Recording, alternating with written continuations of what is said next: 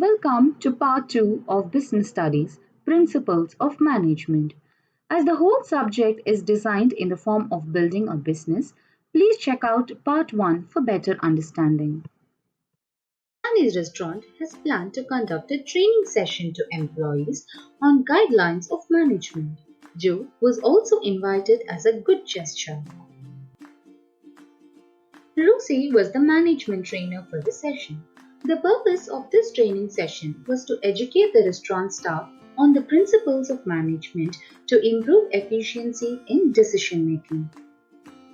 Let's try to understand what a principle is. Principle is a guideline for decision making and behavior. So how different is a principle from a technique? For example, fair wages to employees is a principle. However, that wages can be determined based on efficiency or qualification, which is a technique, but keeping in mind that it should be fair to the employee. So, technique is a series of steps to be performed to accomplish a goal. However, principles are guidelines while practicing those techniques. Now, let's discuss the nature of management principles. Principles of management applies to all types of organizations. However, the extent of applicability would vary with the nature of the organization. Principles are general guidelines to action. The real business is complex in nature and hence principles provide general, broad guidelines and not ready-made solutions. Principles of management are formed by experience, experimentation, and collective wisdom of managers. Principles of management are flexible and they can be modified by the manager according to the situation. Principles of management address the human dimension of work. They also provide relationship between human resources and material resources in achieving the objectives. Principle of management also provide the cause and effect relationship that can be used in large number of cases. If a principle is applied in this situation, then what would be the effect? Principles of management are contingent or dependent on the prevailing situation. Now let's try to understand the importance of principles. It provides insights into the real world situation and improves the ability of managers to understand the situation and learn from past mistakes. Wastages by following trial and error approach can be overcome by following principles. It aims to provide maximum benefit with minimum cost, that is optimum use of resources. Also, it provides boundary for a managerial discretion for decisions to be taken without bias, thereby providing an effective administration. It also helps in thoughtful decision making by making decisions more justifiable, timely, and realistic. Principles also help managers to meet changes in the environment. Increased awareness of public has made companies more responsible and principles are also based on these demands. So following the principles will help the organization fulfill social responsibility. Principles can also be used as a basis for training and educating the employees and helping them to make better decisions. Having understood the importance of principles, let's try to understand how these principles of management evolved. So Taylor and Fayol played an important role in building these principles of management. Taylor's approach was a scientific management and Fayol's approach was a general theory of administration. So in the coming slides, we are going to focus more on the Taylor's principles and Fayol's principles of management. So let's first look at the Taylor's theory of scientific management, which involves knowing exactly what you want your men to do and also knowing the best way to do it to maximize the output of workers. Let's try to understand the first principle with the help of two scenarios.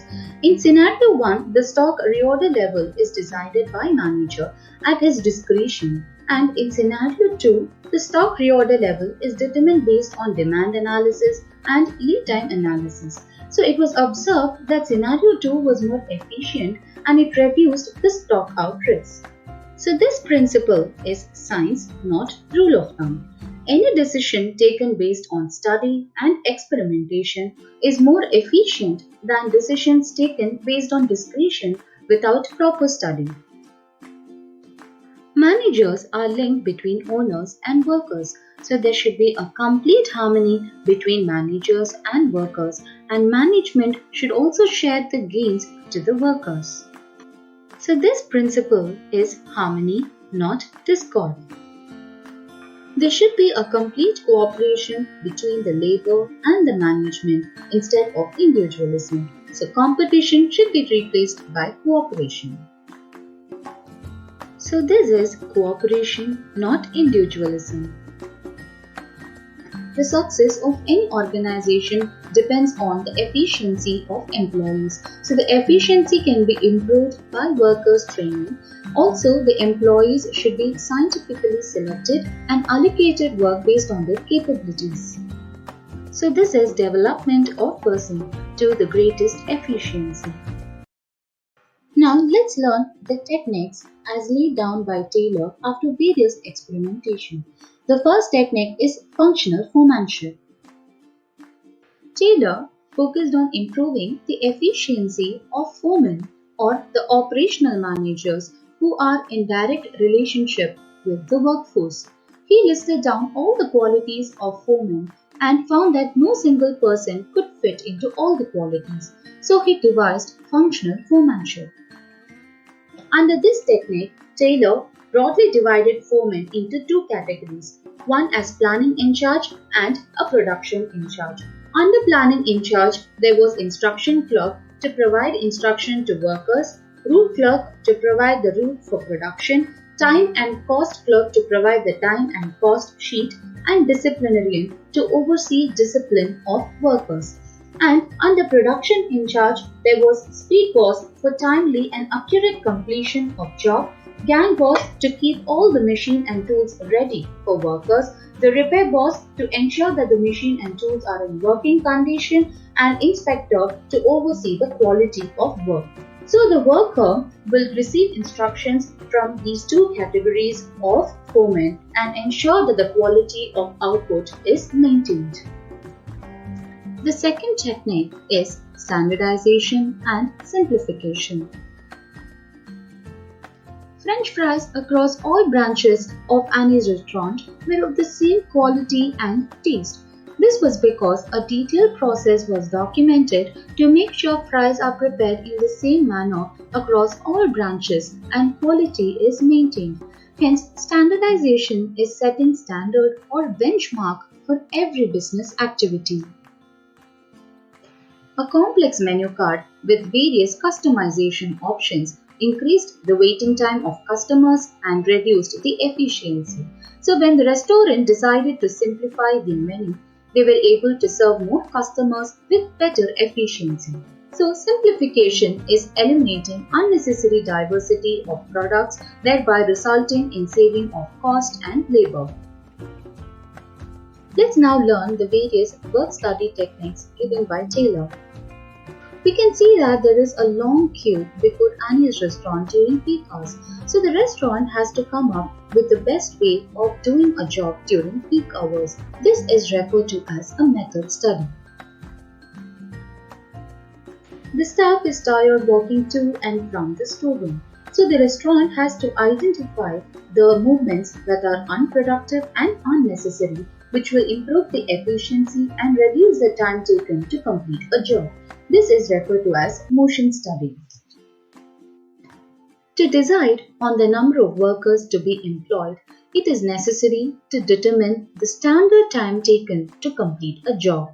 This is referred to as time study. Staff also need rest to complete a job efficiently. So fatigue study is the study of rest intervals in completing a task.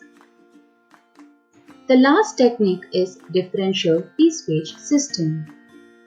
The objective of this technique is to pay more to efficient workers and pay less to inefficient workers. This will motivate the inefficient workers to work better and earn more. So Taylor not only laid down the principles and techniques of scientific management, but he also brought about a mental revolution, change in the mindset and attitude of workers and management towards one another from competition to cooperation.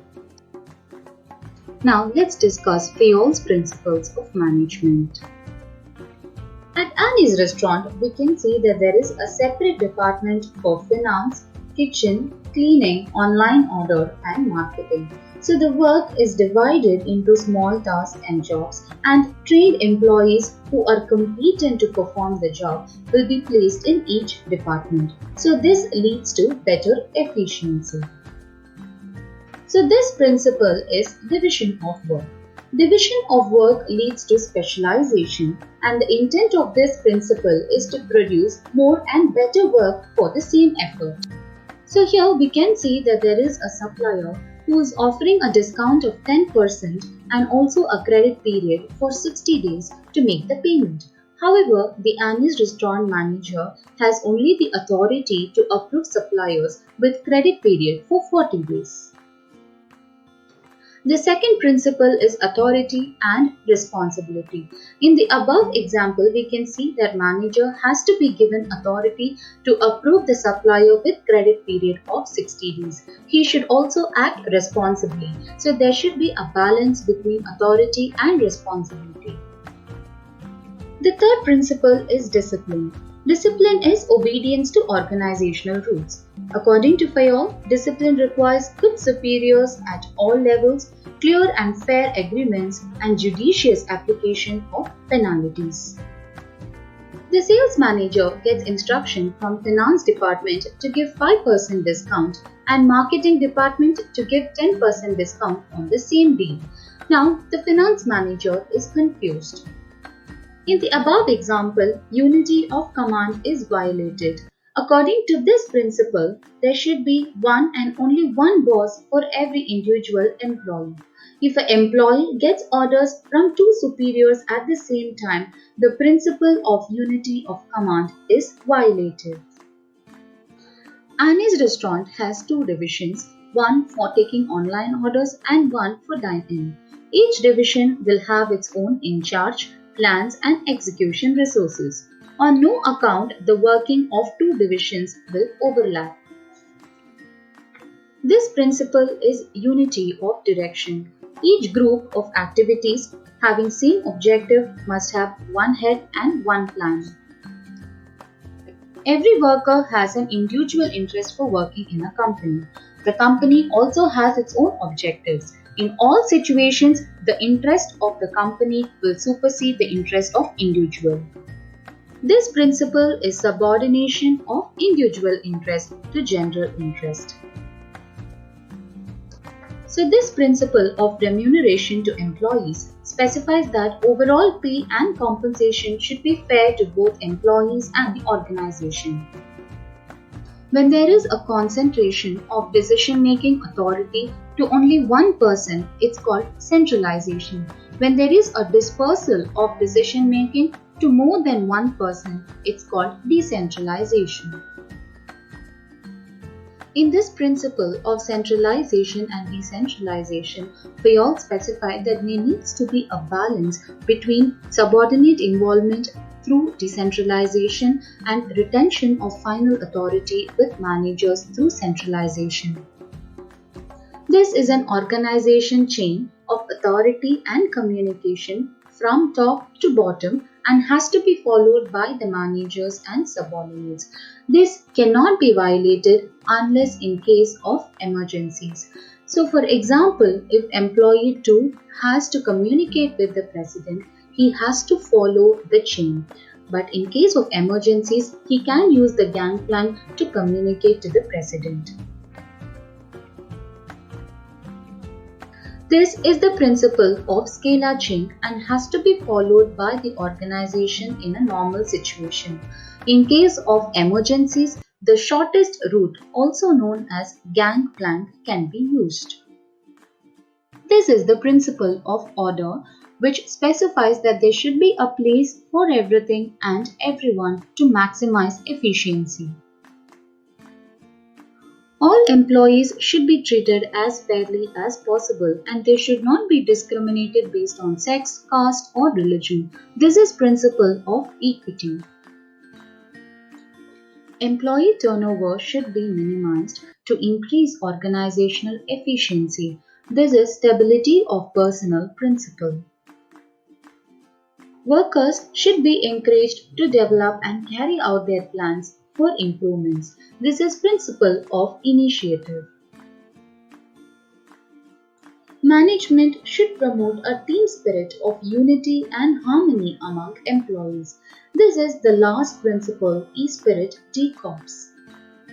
Jo has now clearly understood management and its principles. She is now really excited to start planning for her restaurant.